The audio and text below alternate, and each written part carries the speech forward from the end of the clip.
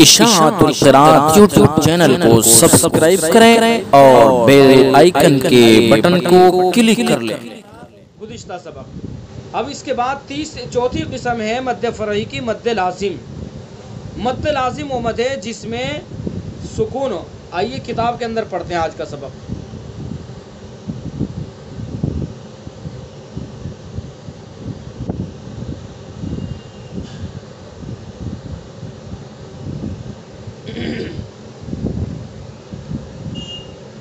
یہ لیجئے مد فرعی کی چوتھی قسم ہے مد لازم، ٹھیک ہے۔ مد لازم وہ مد ہے جس میں حرف مد کے بعد سکون اصلی ہو، یہ مد لازم ہے۔ مد لازم جس میں حرف مد کے بعد سکون اصلی ہو، اور سکون اصلی کیا ہے؟ سکون اصلی وہ سکون ہے جو وصل اور وقف دونوں حالتوں میں باقی رہے۔ یہ زیر اصلی کے اس میں بھی سمجھا چکا ہوں میں۔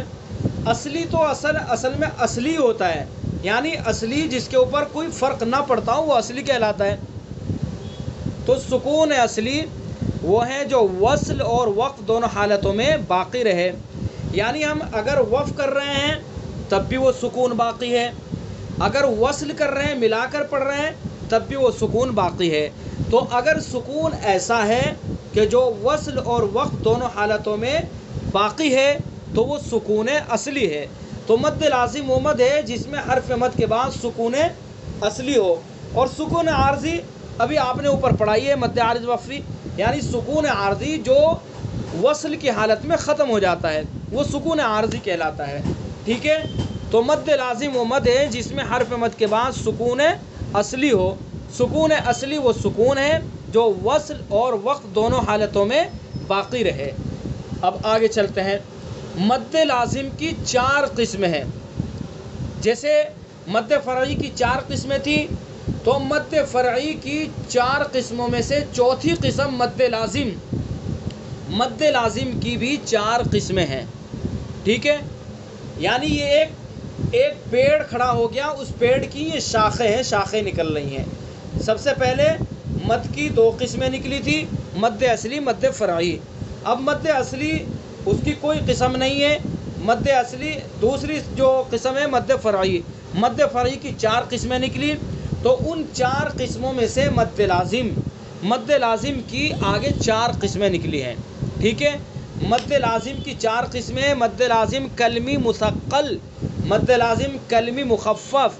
ان کا تلفظ صحیح کرنا ہے، یہ کلمی نہیں پڑھنا، کلمی پڑھیں گے۔ مد لازم کلمی مثقل، ٹھیک ہے، تلفظ اچھی طرح سے ادا کرنا ہے۔ مد لازم کلمی مثقل، مد لازم کلمی مخفف، مد لازم حرفی مثقل، مد لازم حرفی مخفف۔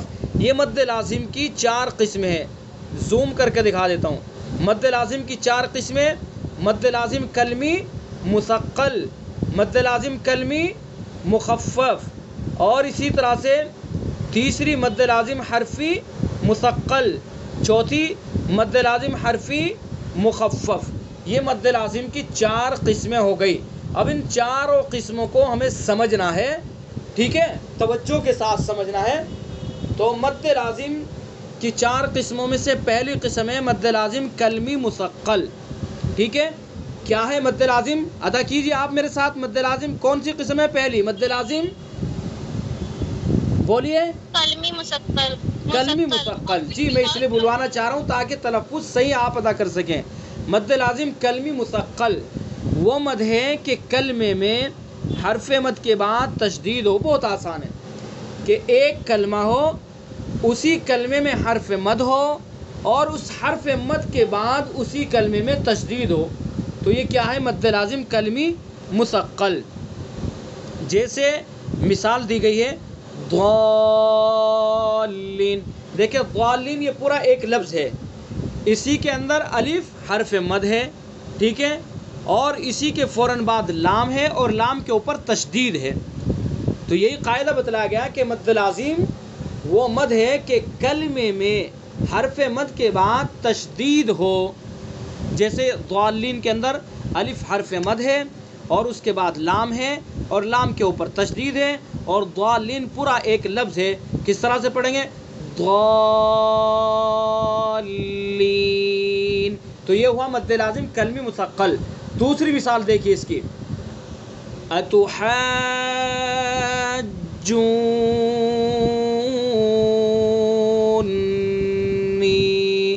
ٹھیک ہے، اب ان کی مقداریں کیا ہے؟ وہ مقداریں آگے آپ کو سمجھ میں آ جائے گی، آپ پڑھ لیں گے آگے. مد لازم کا مطلب یہ ہے کہ اس کو کھینچنا ضروری ہے، اور جتنی جو اس کی مقدار ہے اتنا کھینچنا ضروری ہے. اگر ہم نے پڑھا، عام طور سے ہم پڑھ دیتے ہیں اتحاجونی، تو یہ غلط ہے. مد کھینچنا ہے، مد لازم ہے اتحاجونی،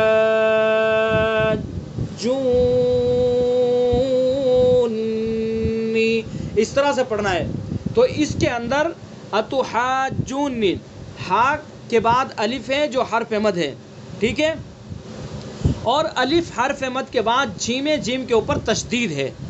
تو یہ کون سا ہوا؟ مد لازم کلمی مثقل. اسی طرح سے جونی میں واو حرف مد ہے، اور واو حرف مد کے بعد نون کے اوپر تشدید ہے.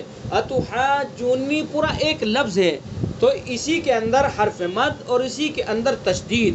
تو مد لازم کلمی مثقل کا قاعدہ ہوا کہ کلمے میں حرف مد کے بعد تشدید ہو، اسی لیے اس کا نام ہے مد لازم کلمی مثقل. ٹھیک ہے، کلمی مثقل، کہ کلمے میں حرف مد کے بعد تشدید ہو. اور یا مدہ کی مثال قرآن پاک میں نہیں ہے، یعنی ایسی قرآن پاک میں کوئی مثال نہیں ہے کہ یا حرف مدہ ہو اور یا حرف مدہ کے بعد فوراً تشدید ہو ایک ہی کلمے کے اندر. تو ایسی مثال قرآن پاک میں نہیں ہے. الف کی، الف حرف مدہ کی اور واو حرف مدہ کی ہے جو آپ کے سامنے ہیں. تو پہلی قسم ہے مد لازم کلمی مثقل، وہ مد ہے کہ کلمے میں حرف مد کے بعد تشدید ہو. تو یہ تو دو مثالیں یہاں پر دی گئی ہیں. پورے قرآن پاک کے اندر کہیں بھی کلمے میں حرف مد کے بعد تشدید ہوگی تو مد لازم کلمی مثقل ہوگا. جیسے وما من دابۃ، الف حرف مد اور اس کے بعد با کے اوپر تشدید. بہت ساری مثالیں. ووجدک ضالا، الف حرف مد اور اس کے بعد تشدید. تو اس طرح سے کلمے میں حرف مد کے بعد جہاں بھی تشدید ہوگی وہ کیا کہلائے گا؟ مد لازم کلمی مثقل. دوسری قسم ہے مد لازم کلمی مخفف. کیا ہے دوسری قسم؟ مد لازم کلمی مخفف. کیا ہے قاعدہ اس کا؟ مد لازم کلمی مخفف وہ مد ہے کہ کلمے میں حرف مد کے بعد سکون اصلی ہو. ٹھیک ہے، سکون اصلی ہو. سکون اصلی ابھی آپ نے پڑھا کہ جو وقف اور وصل دونوں حالتوں میں باقی رہے. جیسے مثال دی گئی ہے الآن. ٹھیک ہے، الآن یہ مثال ہے. اس میں الف جو اس کے اندر الف حرف مدہ ہے، آج جو کھینچ رہا ہے نا یہ الف کی وجہ سے تو الف حرف مدہ ہے. اس کے اندر کھڑا زبر آپ کو نظر آ رہا نا، کھڑا زبر آپ نے پڑھا ہے، کھڑا زبر الف کے قائم مقام ہوتا ہے.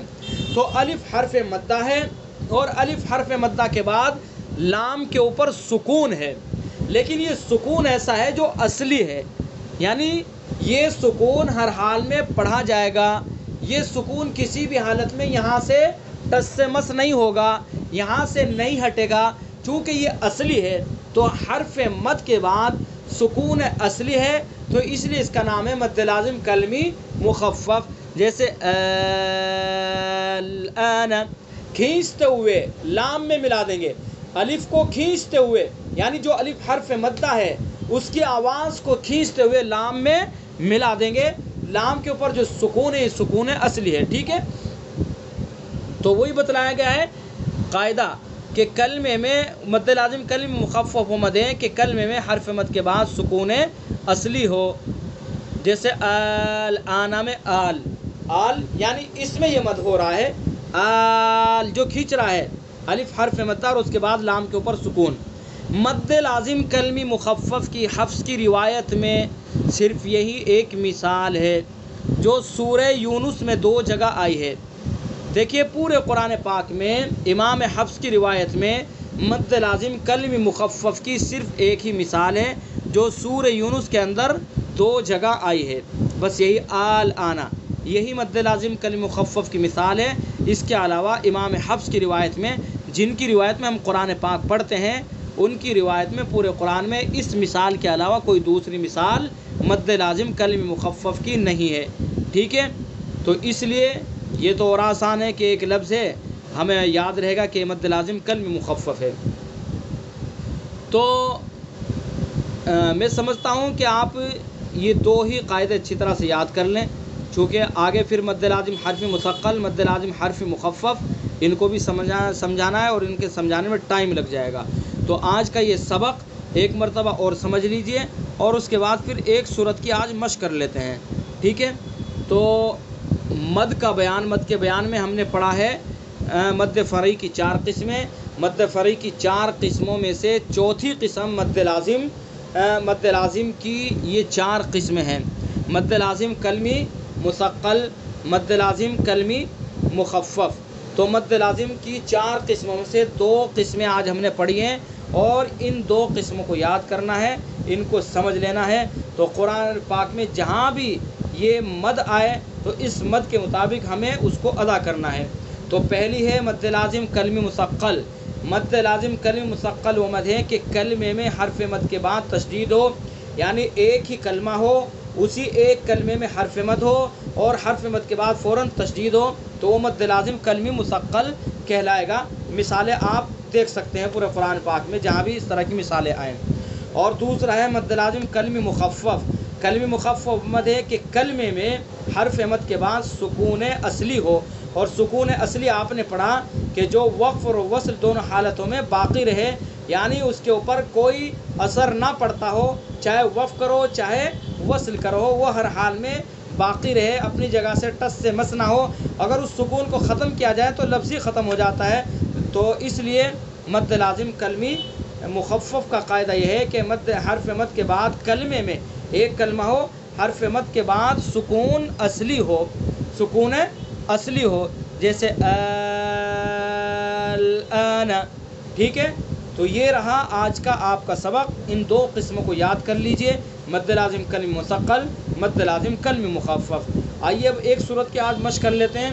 سورہ ناس کی ہم مشق کر چکے ہیں، آج ہم سورۃ الفلق کی مشق کریں گے.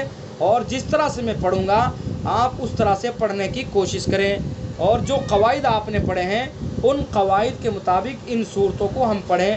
تو جب قواعد کے مطابق صورتیں پڑھیں گے، قرآن پاک پڑھیں گے، تبھی قرآن پاک جو تجوید ہم پڑھ رہے ہیں اس تجوید کو پڑھنے کا فائدہ ہوگا. تو آئیے سورۃ الفلق کی مشق کر لیتے ہیں، اس کے بعد پھر کلاس کو ہم موقوف کرتے ہیں اپنی. اعوذ باللہ من الشیطان الرجیم، بسم اللہ الرحمن الرحیم. جس طرح میں پڑھوں میرے ساتھ ساتھ اس طرح سے آپ پڑھا کیجئے، چاہے اپنے مائک بند کر کے پڑھیں. ہاں اگر مائک کھولیں گے پھر تو ڈسٹرب ہو جائے گا، تو مائک بند کر کے جس طرح سے میں پڑھ رہا ہوں اس طرح سے آپ پڑھنے کی کوشش کریں. ٹھیک ہے؟ بسم اللہ الرحمن الرحیم.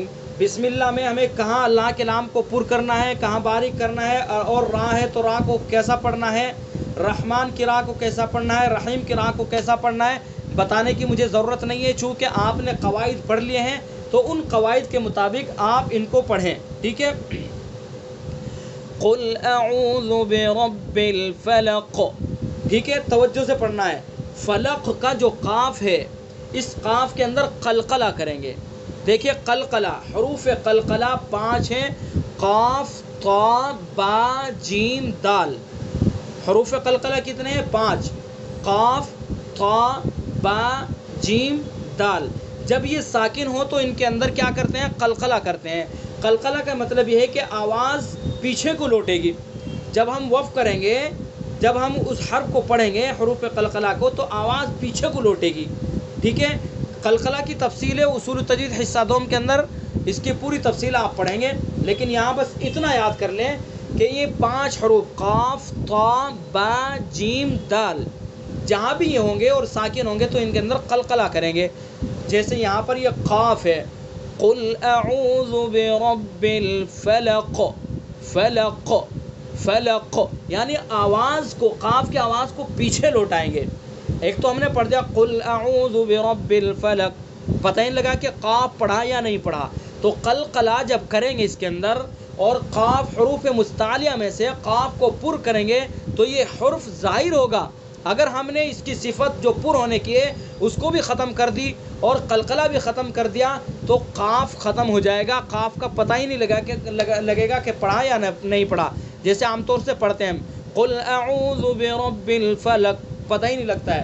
تو قاف کو پر بھی کریں گے اور قاف کے اندر قلقلہ بھی کریں گے.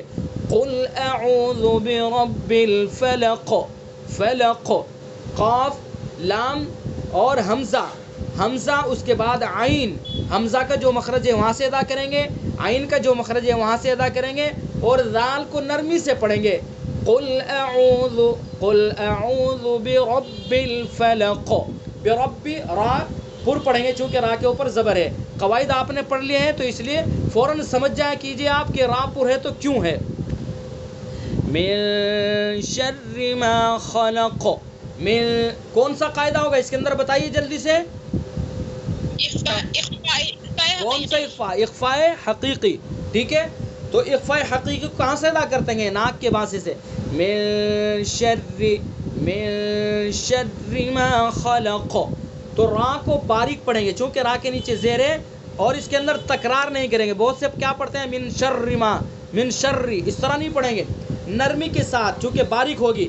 من شر ما خلق، خا کو پر کریں گے چونکہ حروف مستعلیہ میں سے اور قاف کو بھی پر کریں گے چونکہ حروف مستعلیہ میں سے اور اس کے اندر قلقلہ بھی کریں گے. من شر ما خلق، خلق، خلق. ٹھیک ہے. ومن شر غاسق اذا وقب، ومن، یہاں بھی اخفا ہوگا. ٹھیک ہے، اور غین کو پر کریں گے چونکہ حروف مستعلیہ میں سے اور غین کے ساتھ الف کو بھی پر پڑھیں گے چونکہ الف سے پہلے پر حرف ہے.